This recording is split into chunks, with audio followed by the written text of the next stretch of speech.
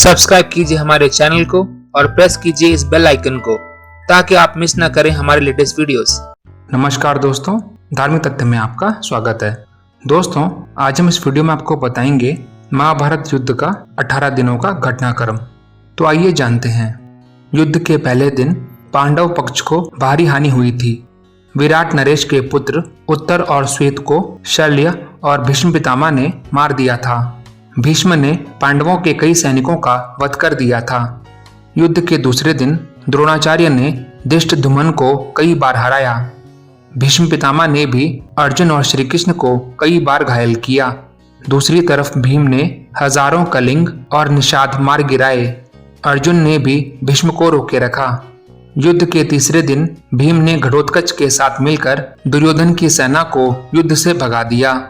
इसके बाद भीष्म पितामह भीषण संहार मचा देते हैं। तब भगवान श्री कृष्ण अर्जुन को भीष्म पितामह का वध करने को कहते हैं, लेकिन अर्जुन उत्साह से युद्ध नहीं कर पाते हैं, जिससे भगवान श्री कृष्ण स्वयं ही भीष्म पितामह को मारने के लिए दौड़ पड़ते हैं। तब अर्जुन भगवान श्री कृष्ण को भरोसा दिलाते हैं कि वे पूरे उत्साह से युद्ध लड़ेंगे।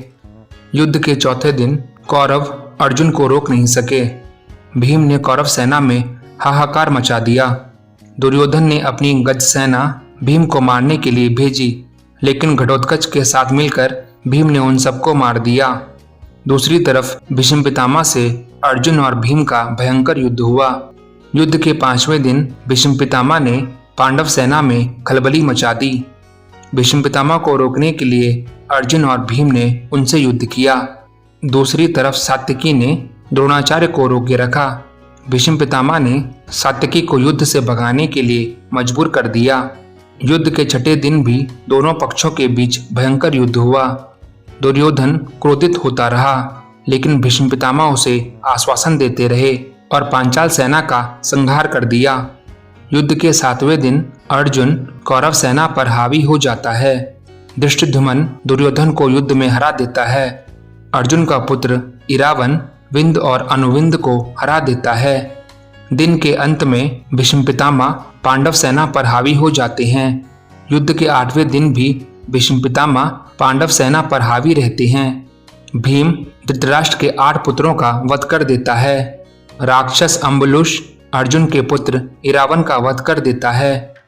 घटोत्कच दुर्योधन को अपनी माया से प्रताड़ित करता है। तब भीष्म पितामह की आज्ञा से भगदत्त घटोत्कच भीम युधिष्ठिर व अन्य पांडव सैनिकों को पीछे ढकेल देता है। दिन के अंत तक भीम धृतराष्ट्र के 9 और पुत्रों का वध कर देता है।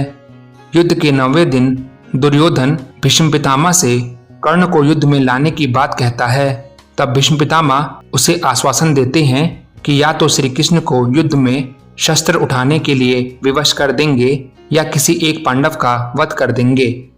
युद्ध में भीष्म पितामह को रोकने के लिए भगवान श्री कृष्ण को अपनी प्रतिज्ञा तोड़नी पड़ती है और वे शस्त्र उठा लेते हैं।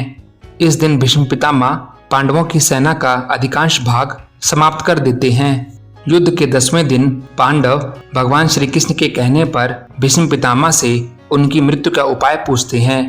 भीष्म पितामह के बताए उपाय के अनुसार अर्जुन शिखंडी को आगे करके भीष्म पितामह पर बाण ही बाण चला देता है। अर्जुन के बाणों से भीष्म पितामह बाणों की सैया पर लेट जाते हैं। युद्ध के 11वें दिन कर्ण युद्ध में आ जाता है। कर्ण के कहने पर द्रोणाचार्य को सेनापति बनाया जाता है। दुर्योधन और शकुनी द्रोणाचार्य से कहते हैं कि अगर युधिष्ठिर को बंदी बना लेंगे तो युद्ध खत्म हो जाएगा। दुर्योधन की योजना अर्जुन पूरी नहीं होने देता है। कर्ण भी पांडव सेना का भारी संहार करता है।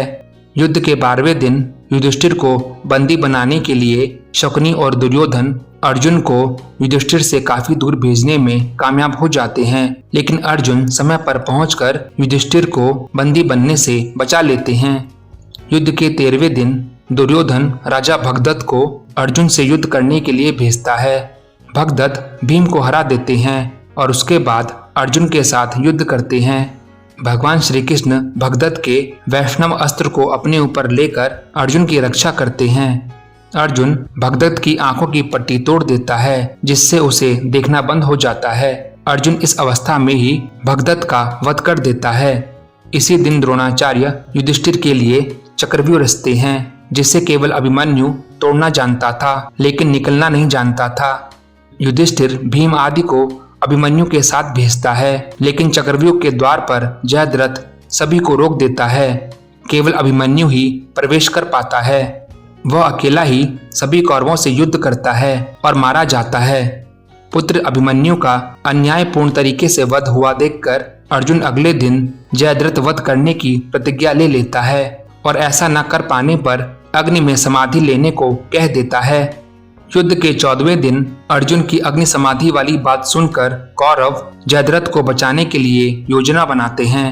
द्रोणाचार्य जयद्रथ को बचाने के लिए उसे सेना के पीछे भाग में छिपा देते हैं लेकिन भगवान श्री कृष्ण द्वारा किए गए सूर्य अस्त के कारण जयद्रथ बाहर आ जाता है और उसी समय अर्जुन जयद्रथ का वध कर देता है।